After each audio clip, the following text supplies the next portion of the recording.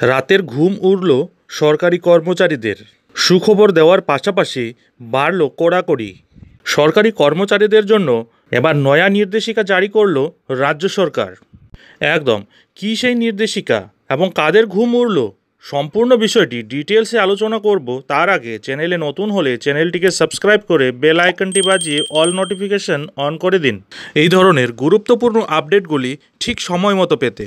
বন্ধুরা, আপনারা জানেন ইতিমধ্যেই কয়েক দফায় ডিএ বৃদ্ধি করেছেন মাননীয় মুখ্যমন্ত্রী মমতা বন্দ্যোপাধ্যায়। বর্তমানে 14% হারে ডিএ দিচ্ছেন রাজ্য সরকারি কর্মচারীদের। তবে এই 14% ডিএ দিয়ে পশ্চিমবঙ্গের রাজ্য সরকারি কর্মচারী এবং পেনশনারদের চিরে ভিজছে না। তাই শহীদ মিনারের পাদদেশে দীর্ঘদিন ধরেই সরকারি কর্মচারীরা কেন্দ্রীয় হারে ডিএ পাওয়ার দাবিতে আন্দোলন, বিক্ষোভ, অনশন করে চলেছেন। সাথে চলছে আইনি লড়াইও।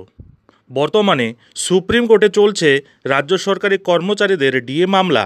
এসবের মাঝেই এবার আবার রাজ্য সরকারি কর্মচারীদের জন্য কড়া বিজ্ঞপ্তি জারি করল পশ্চিমবঙ্গ রাজ্য সরকার।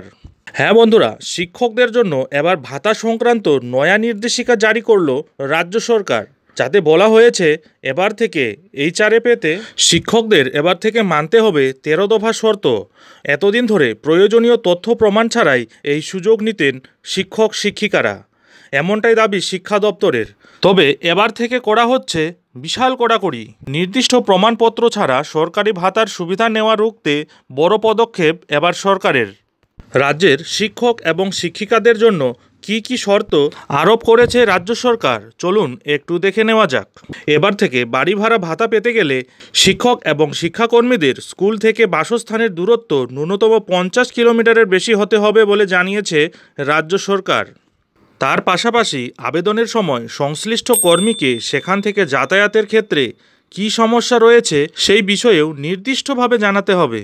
শুধু এখানেই শেষ নয়, শিক্ষক বা শিক্ষাকর্মী দম্পতি যদি চাকরি সূত্রে ভিন্ন ভিন্ন জায়গার বাসিন্দা হন তারও প্রমাণ দিতে হবে। বাড়ি ভাড়া করলে সেই প্রমাণ বাবদ দিতে হবে বাড়ি ভাড়ার রসিদ।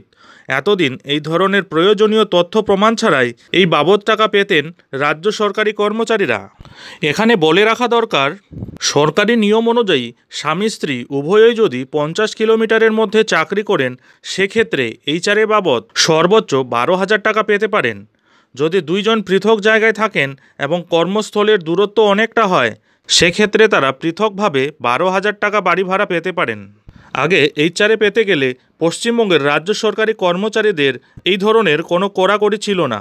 তাই রাজ্য সরকারি কর্মচারীদের মধ্যে অনেকেই মনে করছেন এই 14% ডিএ বৃদ্ধি করে দেওয়ার জন্যই হয়তো পশ্চিমবঙ্গের রাজ্য সরকারি কর্মচারীদের একটু প্রেসারে রাখার জন্যই এই ধরনের কড়াকড়ি পদক্ষেপ গ্রহণ করেছে পশ্চিমবঙ্গ রাজ্য সরকার। যাই হোক বন্ধুরা, এখন এখানেই শেষ করছি। এই ধরনের গুরুত্বপূর্ণ আপডেটগুলি ঠিক সময় মতো পেতে অবশ্যই চ্যানেলে চোখ রাখবেন।